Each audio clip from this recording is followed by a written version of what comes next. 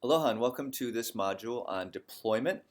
Um, this is a great module because it talks about actually getting your code out into the world. Last semester I didn't even have that because I didn't have a module on it because it was really pretty trivial with Meteor. Now with Meteor it's a little less trivial, but fortunately because we got the development group, Meteor development group, to give us some temporary Galaxy accounts, it's still simple. And so in this module, I'm kind of guiding you through the deployment process, giving you some links.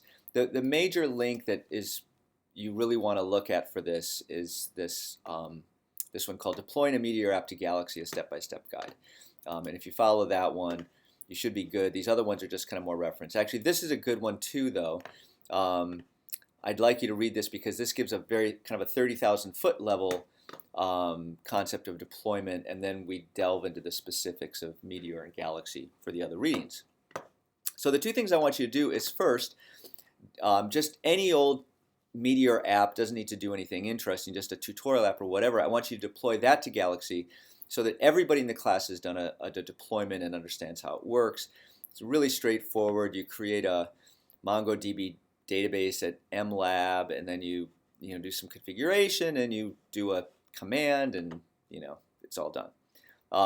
When you're done, you'll end up going to this page, which is the organization ICS 414 Spring 60, which has been provisioned for our class till I think middle of May, with 5 containers. That's one for each team and one for me for the class. So for this first project test deployment, basically I want you to make a deployment, take a screenshot showing that you deployed it, and then delete the app immediately, because there's only 5. We can only have 5 things deployed at once, and there's 15, 13 people in the class. So for this test process, I just want you to quickly do it and then get rid of it so somebody else has a chance to do it as well. Then the more important experience is to actually deploy your minimum viable product to Galaxy, which means creating an application with one of these 4 names, deploying it to Galaxy, and then you'll keep that, your actual MVP can remain deployed for the remainder of the semester, and you can redeploy updates as they become available, so that the deployed version of Galaxy can always be the most up-to-date version.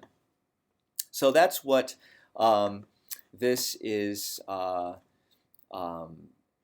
This module is about. You can see it's kind of, we have the minimum viable product module going for the remainder of the semester, and then deployment's kind of stuck in here for a week with these 2 things. On Sunday, get your test deployment.